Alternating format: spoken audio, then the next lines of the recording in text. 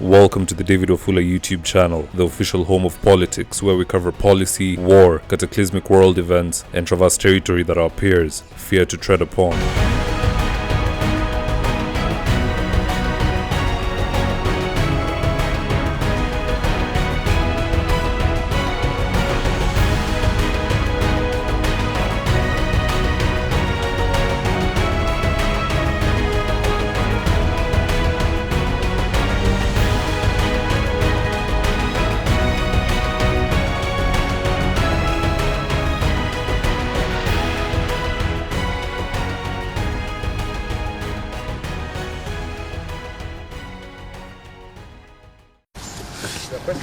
Yes.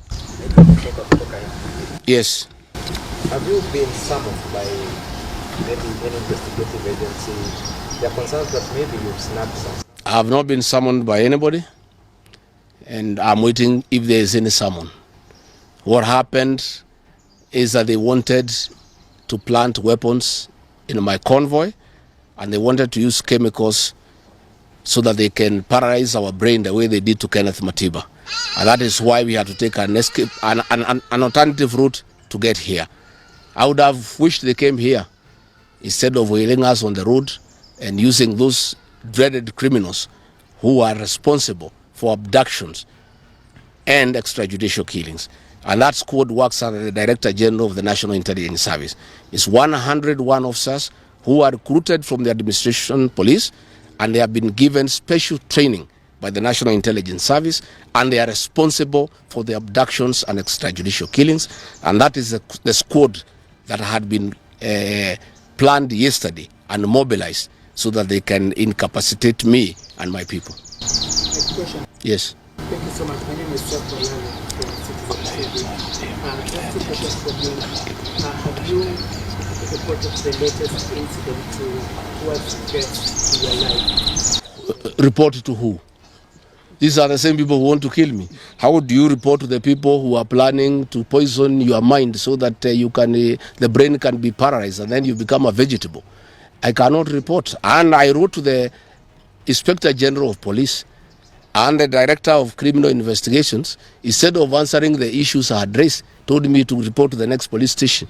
Yet all these things have happened under the cover of the police. So it is useless to go and report to the police. That is why I'm talking to the people of Kenya, so that if anything happens to me, President William Ruto must be held accountable. And I want to say, when they hounded me out of office, I pleaded with my supporters to stay calm and express their displeasure by singing.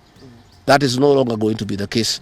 And my supporters have blamed me for not allowing them to stand up to intimidation and the wrong things that are being done against their leaders. Therefore, our supporters are on high alert, and they will be part of the leadership and ourselves who will be resisting impunity and intimidation by William Ruto and the government. Oh, yes. You've been on record in church in Gachagua yesterday saying you were misquoted. But in that particular show, you also had stating that should the elections be rigged in 2027, then it's going to be worse than how it was. I didn't say I was misquoted. I said the interpretation is wrong. People are not interpreting what I said correctly. Mine is a cautionary statement. And history is very important. During the finance bill of 2024, I did caution President William Ruto and the cabinet that it will bring problems because I listened to the people of Kenya. When a member of parliament from Rift Valley says that even if the votes are not enough, they will know how to manufacture them. When another leader from Rift Valley say they can rule for 24 years. These are the things that have put the people of Kenya on notice, and people are speaking. And as a responsible leader, I must caution IBC that the people of Kenya are saying, please don't try. And we are saying we must draw parallels from history. And all I was saying is that that has happened before in 2007, and it is possible it can happen now.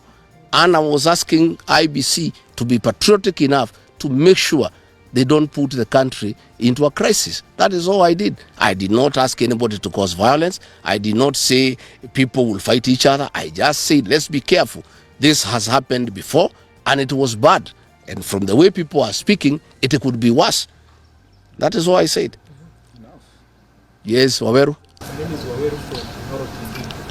allegations of him, could you or any members of your security detail be armed beyond what security officers would term as normal? No, I am a licensed firearm holder. I've been licensed as a firearm holder from 1995. Officers who helped me are licensed firearm holders within the provisions of the law. We don't carry any illegal weapons. In this country, civilians are allowed to have firearms. And since the government withdrew security around me, and there has been so many attacks against me, it was my responsibility to put up a team of civilian firearm holders to escort me around. And there is nothing that is illegal, and there is nothing that is wrong. Tumesikizana? Asanteni sana. Thank you for choosing David Wafula as your primary news platform. We put countless hours in research, recording, and editing. By showing up each and every day to watch our videos, you encourage us to generate more videos for the viewers. We are on a mission to inform, educate, and build a better tomorrow. To our thousands of followers in a world full of presidents, kings, and queens, you are the real gem. Adios.